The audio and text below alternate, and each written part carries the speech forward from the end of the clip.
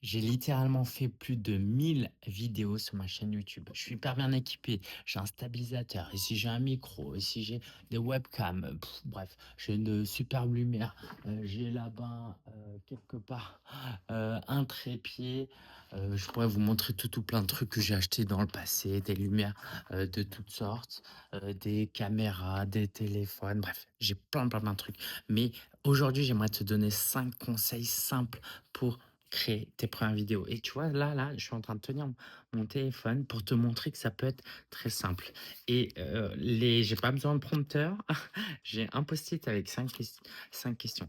Et pourquoi cette vidéo est extrêmement importante et ce que j'ai à te partager va potentiellement changer ton approche sur la création de contenu, parce que je m'adresse spécifiquement aux coachs formateurs, aux entrepreneurs qui vendent de l'accompagnement.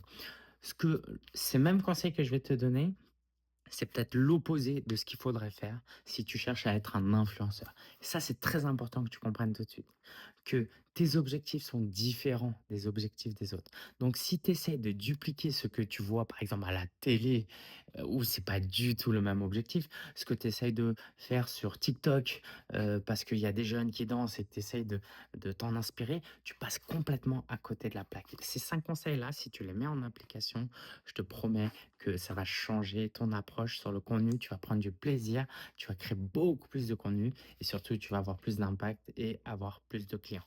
Let's go, j'y vais. La première chose, bah, c'est ce que je suis en train de te dire là, c'est d'avoir des process simples. Là, par exemple, typiquement, je tourne la vidéo, je vais à la limite rogner, couper, découper la première demi-seconde et après la seconde où je vais appuyer là et où bah, voilà, j'ai pas besoin que tu vois. Et encore, je serai même pas obligé, tu vois, là, si j'appuie discrètement, tu le verrais même pas. Je me simplifie le process pour pas que ça me prenne la tête. Surtout que la plupart des coachs n'aiment pas forcément faire le montage. Donc, tu fais une vidéo simple. Tu tiens la caméra, tu essayes de pas trop trembler non plus. Alors là, tu vois, je tiens la caméra comme ça, mais tu vois, je pourrais poser sur ma bibliothèque et continuer ma vidéo. OK? Et du coup, process très simple. Tu tournes la vidéo avec ton téléphone et sur ton application directement, tu uploads sur YouTube, via l'application YouTube, tout simplement. Et tu as ta vidéo en ligne où là, tu mets ton titre, ta description, tu publies ou tu planifies, c'est réglé, il y a rien d'autre. Par contre, pour que ce process soit simple, il y a, déjà l'important, c'est de pas avoir de problème de son.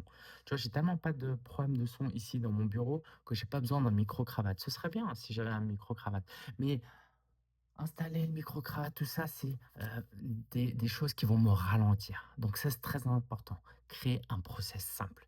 Pourquoi c'est important? Parce qu'après tout, tu pourrais dire: «Mais Linguel, là, ta vidéo, tu t'aurais pu l'améliorer, nin nin nin nin». Pourquoi c'est très important?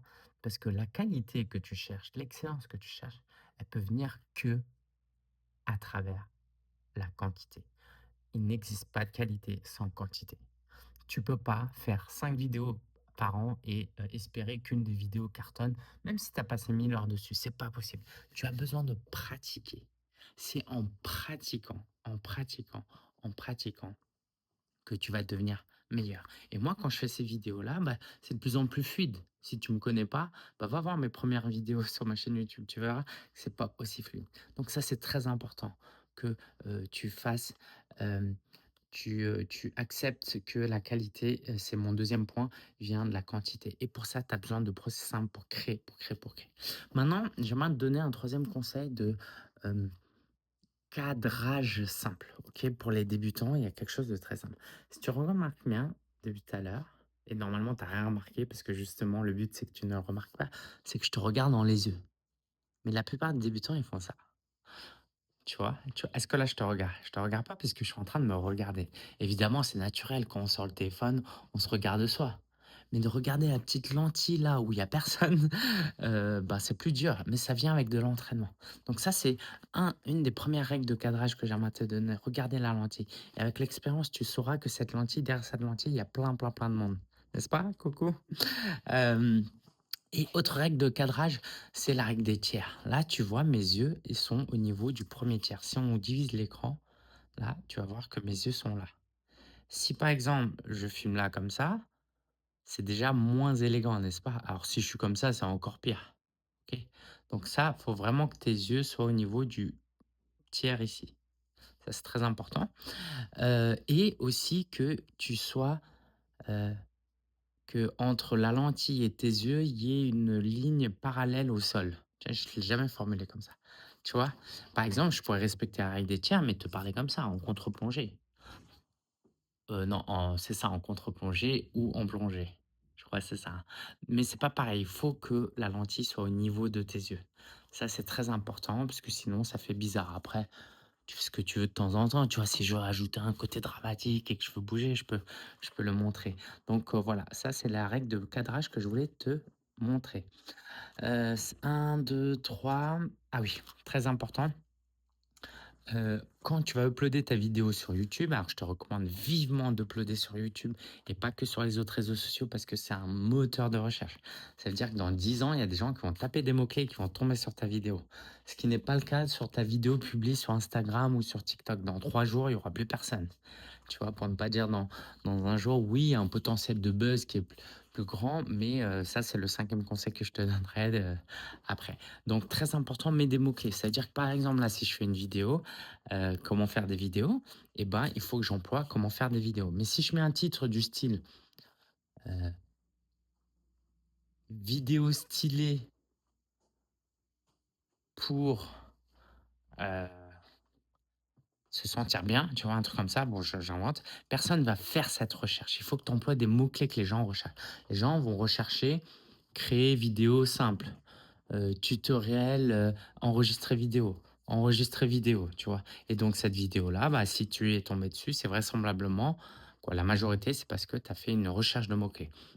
Donc ces mots-clés-là, je le mets dans le titre, en description, dans les mots-clés et ça va aider cette vidéo à être mieux référencée. Et le dernier point que j'aimerais te donner, c'est un point mindset et ça va tout changer dans ton business. Tout ce que je t'ai dit jusque-là n'aura pas de valeur tant que tu prendras pas en compte le genre de réflexion que je partage dans Business Mindset. Donc, j'en profite pour faire de la pub parce que c'est les meilleurs 17 euros que tu puisses dépenser, frais de port inclus. Si tu es coach et formateur, il faut absolument que tu te le procures parce que faire des vidéos, tu peux en faire des milliers, avoir des millions de vues et avoir zéro client. C'est une histoire de mindset.